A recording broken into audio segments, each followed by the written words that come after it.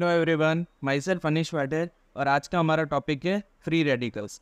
देखो, free radicals हमने जब हम ट्वेल्थ में थे तब भी पढ़ा था और फर्स्ट ईयर में बायोकेमिस्ट्री में भी थोड़ा बहुत पढ़ा था, तो इसके बारे में हमें थोड़ा बहुत तो आइडिया ही है ही। इसके ऊपर से क्वेश्चन क्या आता है, इसके ऊपर से क्वेश्चन ये आएगा कि प्रोडक्शन फ्री रेडिकल्स का कैसे होगा और फ्री रेडिकल्स का रिमूवल कैसे होगा। इस पे ही मेन क्वेश्चन आता है। ठीक है, तो ये दोनों टॉपिक को आप अच्छे से कर लेना।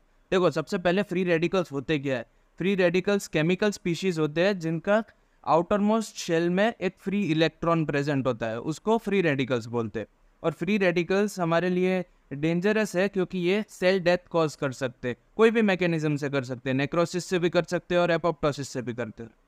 पता है, वो रिएक्टिव ऑक्सीजन स्पीसीज थे, वो यही सारे फ्री रेडिकल्स थे जो कि ऑक्सीजन से डिराइव्ड हो रहे थे। देखो एग्जांपल्स में सबसे पहले सुपर ऑक्साइड आयन है O2-, फिर हाइड्रोजन पेरोक्साइड है H2O2, फिर हाइड्रोक्सिल आयन है और मोस्ट इंपॉर्टेंटली हाइपोक्लोराइड आयन है OCl-। ठीक है, और इसके हाइपोक्लोराइड आयन के ऊपर ये एक बहुत ही इंपॉर्टेंट MCQ आता है कि ये सबसे ज़्यादा इफेक्टिव बैक्टीरिसाइडल इफेक्ट है इसका। ये ज़्यादा पैथो में तो इसका कुछ रोल नहीं है, पर माइक्रो में ये और ज़्यादा डिटेल में दिया होता है और इसके ऊपर से MCQ तो आता है, ये दोनों में आता है, पैथो में भी आता है और माइक्रो में भी आता है, तो ये ध्यान रखना। हाइपोक्लोराइड आयन है वो मोस्ट इफेक्टिव बैक्टीरिसाइडल एक्शन के लिए रिस्पॉन्सिबल होता है।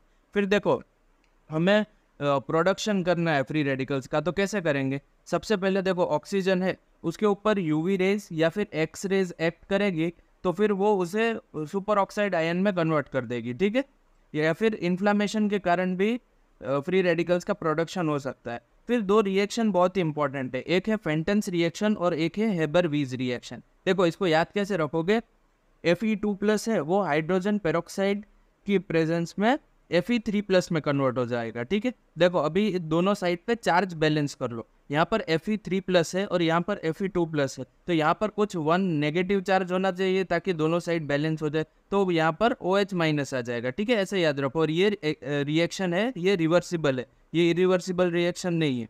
ठीक है, ये पे ध्यान रखना। और ये जो फ्री आयन का प्रोडक्शन हुआ है ना, वो आगे जाके फेरोप्टोसिस भी कॉज कर सकता है। ठीक है, मतलब बात वही है कि इसको सेल डेथ करना ही है कोई भी वे से। फ्री आयरन होगा तो वो फेरोप्टोसिस कॉज कर देगा। ठीक है, और दूसरी रिएक्शन है फेंटन्स रिएक्शन और हेबर-वीज रिएक्शन। ये दोनों रिएक्शन आपको याद होनी चाहिए। हेबर-वीज रिएक्शन है, देखो इसको ऐसे याद रखना कि प्रोडक्शन ऑफ फ्री रेडिकल्स के लिए दो रिएक्शन है, एक फेंटन्स रिएक्शन और एक हेबर-वीज रिएक्शन। तो हमें H2O2 का प्रोडक्शन करना है, तो वाटर और ऑक्सीजन को साथ में कंबाइन करने से H2O2 का प्रोडक्शन होगा और एक O- रिमेनिंग यहाँ पर रह जाएगा, उसको यहाँ पर लिख देना। ठीक है, ऐसे ये दोनों रिएक्शंस को याद रख लेना। देखो ये दो रिएक्शन को मैंने ऐसे याद रखने का मेथड इसलिए बताया क्योंकि इसमें बहुत लोग कंफ्यूज होते हैं, उनको स्टार्टिंग का तो पता होता है पर क्या फॉर्म होगा ना वो भूल जाते हैं। ठीक है, तो आप ऐसा मत करना, आप कुछ ना कुछ लॉजिक लगा के इसको याद कर लेना। ठीक है, देखो अभी प्रोडक्शन तो हो गया फ्री रेडिकल्स का, अभी फ्री रेडिकल्स को रिमूव भी करना पड़ेगा। अगर फ्री रेडिकल्स को रिमूव नहीं किया तो फिर सेल डेथ कॉज कर देगा। देखो इसको 3+3+3 की फॉर्म में याद रखना। रिमूवल ऑफ फ्री रेडिकल्स जो करते हैं उन्हें फ्री रेडिकल्स स्कैवेंजर्स भी बोलते हैं। देखो 3 एंटीऑक्सीडेंट्स प्रेजेंट है, कौन कौन से, विटामिन A, विटामिन C और विटामिन E। ठीक है, देखो ये बायोकेमिस्ट्री में भी विटामिन पढ़े होगे, उसमें पढ़ा होगा आपने कि A, C और E तीनों एंटीऑक्सीडेंट्स है। मेनली रोल तो विटामिन E का होता है, पर विटामिन A और विटामिन C भी काफ़ी हद तक कंट्रीब्यूट करते हैं। फिर देखो प्रोडक्शन ऑफ फ्री रेडिकल्स कर रहे थे, उसमें आयरन का भी लेवल बढ़ रहा था, तो फिर ये सारे वो कंपाउंड है जो आयरन के साथ बाइंड करेंगे और आयरन को डिक्रीज कर देंगे, जिसकी वजह से फेरोप्टोसिस नहीं होगा। कौन कौन से, देखो सबसे पहले ट्रांसपेरिन है, पेरिटिन है और सेरियोप्लाज्मिन है। ये क्या करेंगे, आयरन के साथ बाइंड कर जाएंगे, binds to iron and decreases ferroptosis. ठीक है, ये एक पॉइंट ध्यान रखना। और ये लास्ट में सेरियोप्लाज्मिन है ना, वो कॉपर के साथ भी बाइंड करता है, ऑल्सो बाइंड्स टू कॉपर। फिर देखो 3 एंजाइम्स है, सबसे पहले है सुपर ऑक्साइड डिस्म्यूटेज, फिर कैटालेज और ग्लूटाथायोन परऑक्सीडेज। देखो इसमें से सुपर ऑक्साइड डिस्म्यूटेज है ना, उसके कोफैक्टर इंपॉर्टेंट है, इसके ऊपर से MCQ आता है, तो ये ध्यान रखना। सुपर ऑक्साइड डिस्म्यूटेज के कोफैक्टर है, अगर साइटोप्लाज्म में ये प्रेजेंट है तो कॉपर और Zn, देखो सी से साइटोप्लाज्म है, तो वैसे यहाँ पर कॉपर होगा और कॉपर के नेक्स्ट पीरियोडिक टेबल में जिंक प्रेजेंट होता है, तो ये दोनों ऐसे याद रख लेना। और माइटोकॉन्ड्रिया से एम, और यहाँ पर मैंगनीज प्रेजेंट है, ठीक है, तो ऐसे याद रख लेना। फिर देखो सुपर ऑक्साइड डिस्म्यूटेज ये रिएक्शन में कैसे इन्वॉल्व हो गए। सुपर ऑक्साइड आयन है उसको हाइड्रोजन पेरोक्साइड में कन्वर्ट कर देगी सुपर ऑक्साइड डिस्म्यूटेज, और फिर ग्लूटाथायोन पेरोक्सीडेज है वो हाइड्रोजन पेरोक्साइड को वाटर और ऑक्सीजन में कन्वर्ट कर देगी।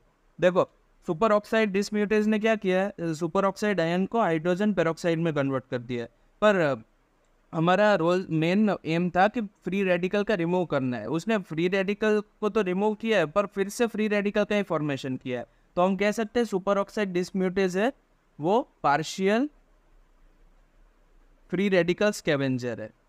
अगर सुपर ऑक्साइड डिस्म्यूटेज है वो सुपर ऑक्साइड आयन को डायरेक्ट वाटर में कन्वर्ट कर देता तो हम उसे कंप्लीट फ्री रेडिकल स्कैवेंजर बोलते, पर उसने ऐसा नहीं किया, उसने उसे हाइड्रोजन पेरोक्साइड में कन्वर्ट कर दिया, इसीलिए इसको पार्शियल फ्री रेडिकल स्कैवेंजर बोलते हैं। इसके ऊपर से भी एमसीक्यू आ सकता है या फिर थियरी में तो पूरा ही पूछा जाएगा एक साथ।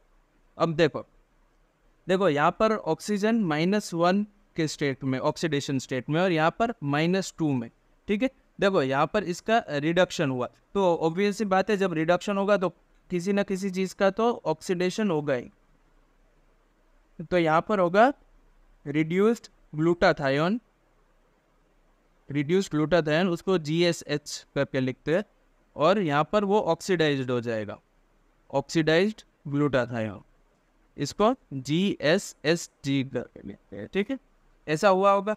फिर ये ऑक्सीडाइज्ड है वो वापस से रिड्यूस्ड फॉर्म में चला जाएगा, ठीक है, और ये वापस से ऐसे जाएगा, ऑक्सीडाइज्ड है वो रिड्यूस्ड हो रहा है, तो यहाँ पर फिर से किसी का ऑक्सीडेशन होगा, तो NADPH है वो NADP में कन्वर्ट हो जाएगा, ठीक है, और यहाँ पर जो एंजाइम रोल प्ले करेगी वो है ग्लूटाथायोन रिडक्टेज, ठीक है, ये याद रखना। फिर देखो अगर H2O2 का लेवल इंक्रीज होगा बॉडी में, ठीक है, तो ऑब्वियस सी बात है रिएक्शन इस तरफ प्रोसीड करेगी, इस तरफ प्रोसीड करने से ऑक्सीडाइज्ड ग्लूटाथायोन का भी लेवल इंक्रीज होगा, ठीक है, तो अगर ऑक्सीडाइज्ड ग्लूटाथायोन का लेवल इंक्रीज होगा तो ऑब्वियसली रिड्यूस्ड ग्लूटाथायोन का लेवल रिड्यूस हो जाएगा। अगर ये चीज़ देखने को मिलती है तो इसको हम हाई ऑक्सीडेटिव स्ट्रेस बोलते हैं। ये देखो अगर ऑक्सीडेटिव ग्लूटाथायोन है उसका लेवल इंक्रीज होगा कंपेयर टू रिड्यूस्ड ग्लूटाथायोन के, तो उसको हाई ऑक्सीडेटिव स्ट्रेस बोलते हैं, और ये बहुत ही ख़राब सिचुएशन होती है, वेरी बैड टू है, ये कोई अच्छी बात नहीं है कि ऑक्सीडेटिव स्ट्रेस ज़्यादा है, ठीक है, ये याद रखना। चलो इसी के साथ हम फ्री रेडिकल्स वाला टॉपिक भी कंप्लीट करते हैं, ये बहुत ही इंपॉर्टेंट था, और अब बहुत ही छोटे छोटे इंपॉर्टेंट टॉपिक्स बचे हैं, जैसे कि कैल्सिफिकेशन हो गया, फिर पिगमेंट्स हो गया, वो हम नेक्स्ट लेक्चर में कंप्लीट कर लेंगे, और साथ साथ में सेल इंजरी वाले पूरे चैप्टर को कंप्लीट कर लेंगे, ठीक है। मुझे उम्मीद है कि आपको समझ में आया, और मैं एक्सपेक्ट करता हूँ आपसे कि आप मेरा लेक्चर देखने के बाद रॉबिन्स में से भी एक बार रेफर कर ले तो आपके लिए ज़्यादा बेहतर होगा, ठीक है। Thank you so much for it.